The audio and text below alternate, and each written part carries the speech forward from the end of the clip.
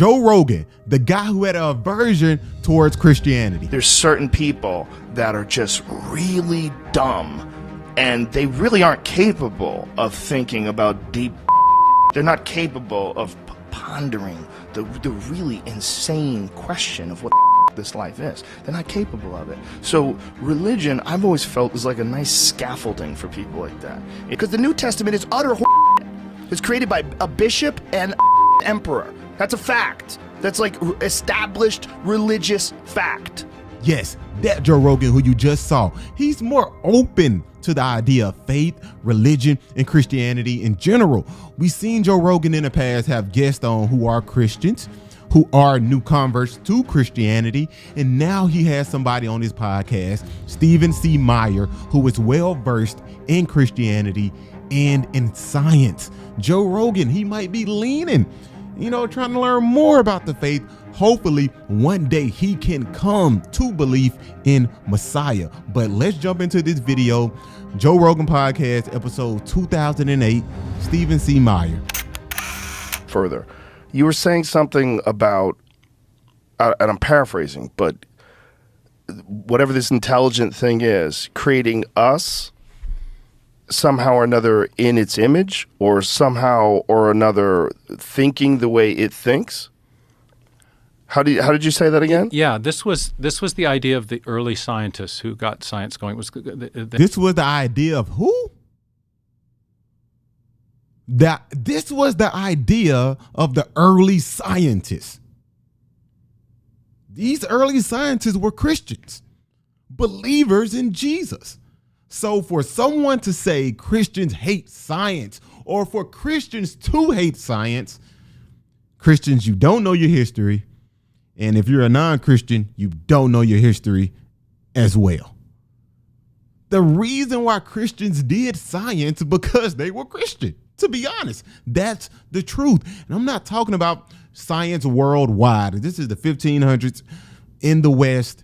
Modern science, the way we see it now, is because of Christians, believers in Jesus. So if anyone can make the claim and say that God and science is like oil and water, it doesn't mix.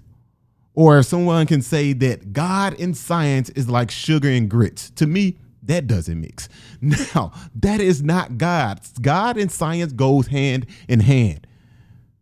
The two work well together. I mean, perfectly together. The way they've talked about it was the intelligibility of the universe. It was intelligible. It could be understood by us because our minds had been made in the image or likeness of the creator of the universe itself. Isn't it just possible that our minds our minds can understand the universe because our minds were made by the one who made the universe, not made out of chaos. See, if the universe, in my opinion, was made out of chaos and our minds were made out of chaos, how can these two coexist? How can that really work out? The reason why we can understand the physical world so good is because our minds were made to process this physical world and understand it by the one who made it. Now, the chaos just erupted, just out of the blue, chaos erupted. How could our minds really understand all of this chaos? I just don't know how that will work out. And it doesn't work out. Our minds were made by this intelligent being called God. We call him God. And he made this intelligent world. And he gave us the mind to understand this physical world that we live in. Isn't that beautiful? Isn't that amazing? I think so. It's phenomenal. And curious. And so we're trying to figure out what all these things are and what DNA is and what molecules and that. We're trying to figure out. Yeah, I think our minds can be complex and curious. That is true. But just because our minds are complex and curious doesn't take away the fact that we still have a God who's intelligent and made our minds and made the universe. The two can work well together. The very fiber of existence itself. What is it made out of? Wouldn't any curious, self-aware creature start to contemplate these things? And if it really is an intelligent force that made us to think the way it thinks, why would it have war? Why would it have murder? Why would it have all the horrific crimes that we see, drug addictions? Why would it create us in a form like that? Yeah, I mean, there was So this is the problem of evil. I don't think God created us. No, I know God did not create us in this form to commit evil, to do wrong to our neighbor, to do wrong to our brother, our sister, our mother, our father, our grandmother. God did not design us in that way to do that. Hey, I'm designing you to carry out this task to kill someone. No, God is not and will not. In nowhere in scripture do we see something that wild happen where God creates humans just to kill or just to do wrong. We do wrong on our own. We have our own free will to do so. I mean, the background of this. Let's start with the first question. I'll get to the second question. Okay. It's a equally profound and good question. The historians of science have asked a question. It's the why then, why there question. We've had all these great civilizations. Egyptians made the pyramids, as you and I were talking about. We had the Chinese had gunpowder. The Romans built aqueducts. Mm-hmm.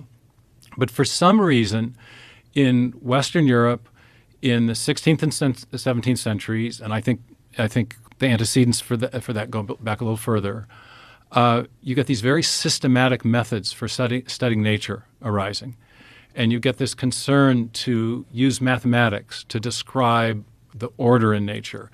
And you get this incredibly productive, historians of science call it the scientific revolution. Something really dramatic changes. Mm-hmm. And it's different than other civilizations. And as they've examined what happened, they said, well, the material, the material substrate or the things you would need to do science were in all the other cultures, and there were many great cultures.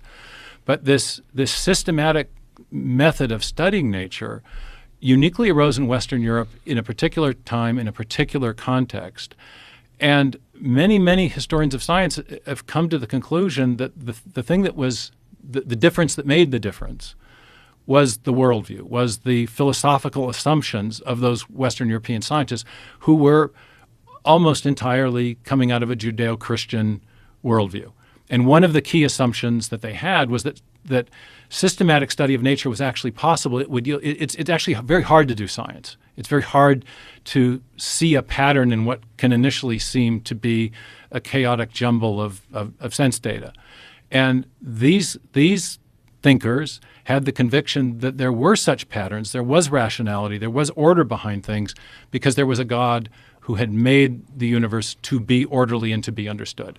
So that was just one of those thought differences or differences in thinking that historians have identified as a key feature that explains why the scientific revolution happened where it did. And that's not to say that the only people that can do science once it gets going are people of religious faith, but it is to say that the people with a particular religious faith had a reason to pursue science that apparently other cultures did not have to the same degree. Do we know that for a fact, though? Because there's a lot of... This particular religious group had a reason to pursue science. Think about that. This religious group, for some reason, had this desire to pursue science. They were Christians. These are not non-believers. These are Christians. Because of their faith, it gave them a push to dive into science, to learn more about the universe. The universe didn't scare them away from their faith. Their faith actually gave them more courage, more hope, more energy, more fuel to study science and understand it. So science then pulled them away from God, like, okay, I'm taking you away from the faith because you need to do science. But no, the faith in God, the faith in Christ pushed them, motivated them to do science. That's impressive, man. That is impressive. We don't talk about that enough in the church. We run away from science. We run away from that and we say, oh, it's of the devil, when it's not.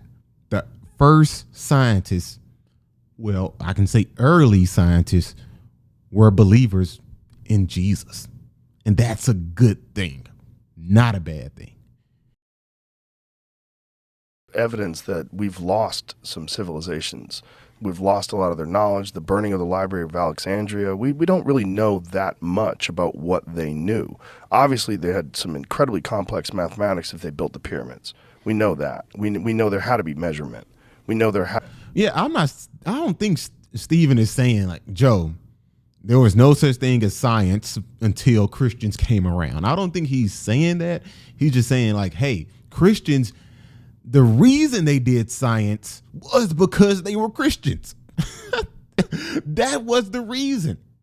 That's the foundation for them doing science, which can tell you, like, hey, Christians are not anti-science. Christians don't hate science, as we see in the media now. And a lot of Christians don't want to talk about science or hate science in general and think science is the Antichrist or of the devil.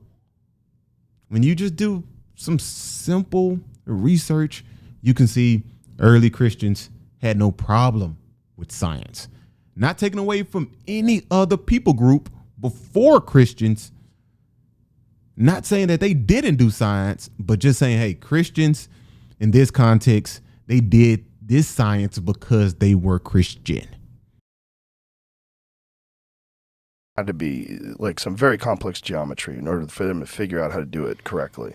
Well, certainly there may have been other things that have gone on that we didn't know about and that were lost. The thing that the only point I was making was that the people who got science going in the 16th and 17th century did so for a discernible religious reason, if you will, and that is just a fact of history. But that doesn't necessarily mean they were correct. Well, it does mean that they generated a very fruitful way of investigating nature. It certainly aided them, yeah. And it probably motivated them in a lot of ways and guided them in a lot of ways. But it doesn't. No, it's not saying, doesn't mean that Christians are correct, but this is just pointing out the mere fact that Christians do not hate science. That's all I think Stephen is trying to say. Christians don't hate science. The reason that we have science today, you can credit that to Christians. Early Christians believing and studying science because of their faith. Impressive. Necessarily mean that they're correct in that assumption. No, I wouldn't argue for the correctness of a theistic worldview simply on the basis of the fruitfulness of science. But it is a fact of history, I think, that a theistic worldview was a very important motivator for those early scientists who did get science going, and that science did turn out to be very fruitful. So, which is probably a very good point. I have other arguments for theism. No, but that's okay. Yeah. But for people that are atheists, Yeah. that widely dismiss religion as being silly. Like, or anti-science. Right, anti-science. But it's literally probably the birth of science as far as we know in the Western world. Yeah, I know you've had Neil Tyson on your show, and he makes this claim that Newton's science was a dead end, or Newton's religious beliefs didn't lead to any good questions. They were a dead end. He had great. When did Neil deGrasse Tyson say that? I haven't heard that before. I'm gonna have to look into that one. Saying that Isaac Newton's science was a dead end because of his religious faith? Oh my goodness, just taking a stab at one of the greatest scientists of all time.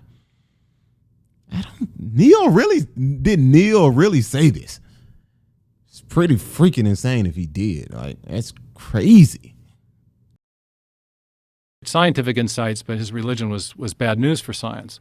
But it turns out Newton didn't make the God of the gaps argument that Tyson accused him of making, and many other people have accused.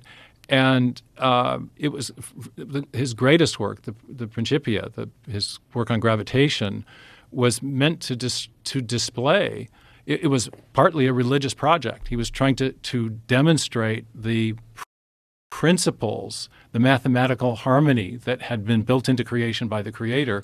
And he later writes a theological epilogue to the book called The General Scholium, where he makes the religious motivation for his scientific work completely explicit and ends up making design arguments right in the context of that work. So this is I just think it's something that persuaded me that about theism initially before I encountered any scientific arguments for it was this whole question of the reliability of the mind. On what basis can we trust in the reliability of the mind? One very good answer to that is the mind was created by the same God who created the world, and that God created structures of the mind that allow us to know the world around us. Y'all let me know what you think about this video in the comment section below. Christian scientists. Christians don't have to run away from science. If you like science, let me know in the comment section below. If you think science is of the devil, let me know that in the comment section below as well. But this is a clear example. Christians are not anti-science. We don't think science is the Antichrist. And God and science is not like Shaq and Giannis at the free throw line. You put those two free throw skills together, you still would shoot under 40%. They don't work out. But in this situation, God and science work hand in hand. It's a glove and it's a nice fit. Y'all let me know what you think about this in the comment section below. Until next time, peace.